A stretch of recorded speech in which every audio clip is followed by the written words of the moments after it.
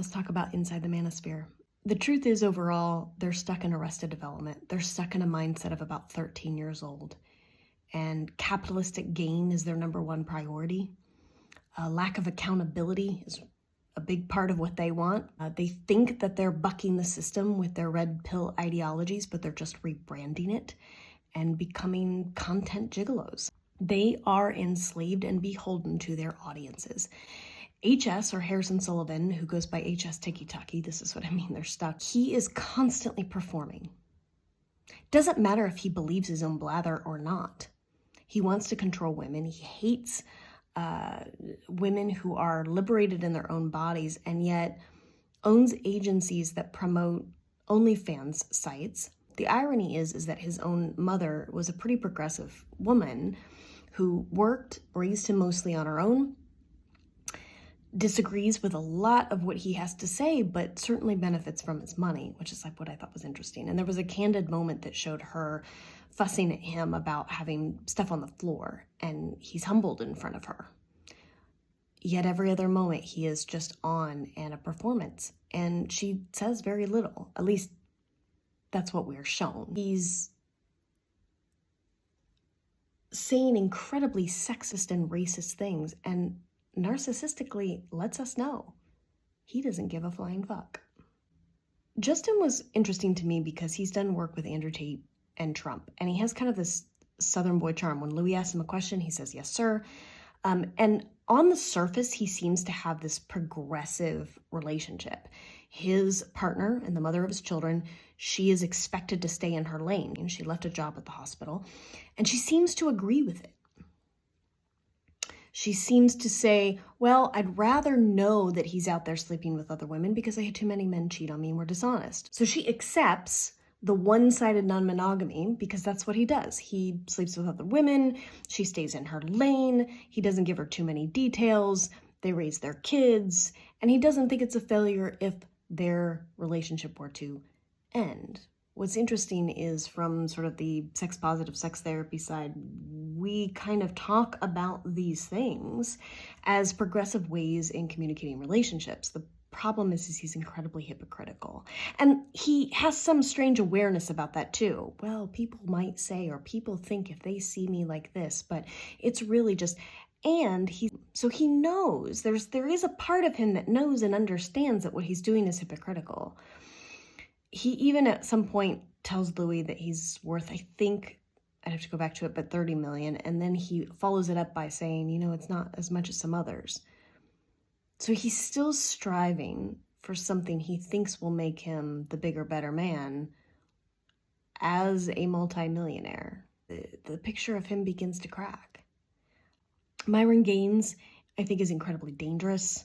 He seemed to have the most resentment, and it was very obvious the tactics of coercive control and gaslighting that he was using.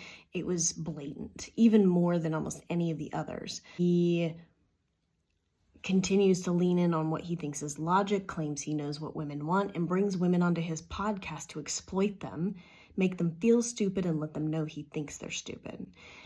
These men tend to hate the women who are empowered while they engage with them with every attempt to humiliate them, and then choose partners they can control easier.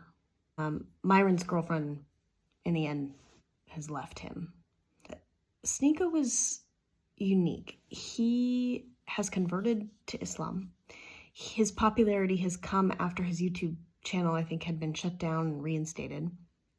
And every time he has kind of a street style, boys come up to him. He is their superhero.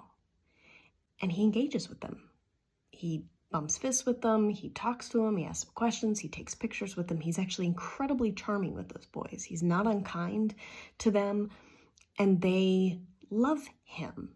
And Louis tries to ask the boys what they like about him, his influence. He's on YouTube, right? Like it's all about feeling connected. And yet his own content obviously is incredibly dangerous. They don't want to be held accountable for any of it. However, we should hold them accountable. And yet they all came from backgrounds where you can see the wound very clearly, very clearly. moms that had to work very hard to help them survive. Justin grew up in a trailer park in Louisiana. Fathers who were not there for them, did not have emotional support, and looking for men who would include them and influence them and give them a sense of manhood. The trouble is they're now just cosplaying manhood while they are acting out boyhood with boys who are their audience. And the irony is the patterns that I see in these guys are the same exact patterns that I reported on when I did a story about a decade ago about foreign fighters who were joining the Israeli militancy as well as Daesh, looking for that belonging, that purpose, and the violence that they joined gave them that purpose. And it was threaded by intense misogyny, hatred for women, rape, entitlement, demands, you name it. I think the biggest lesson we take from this is to talk to your kids. Not just your sons, your daughters too. Make sure your daughters have agency in these conversations.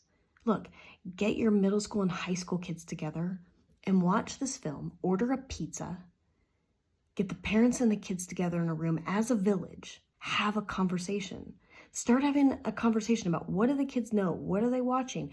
How are they responding to men like this? Girls are growing up alongside the boys who are absorbing this shit, which means they at school are having to endure bullying, misogyny, and they should have an opinion and they should have a say.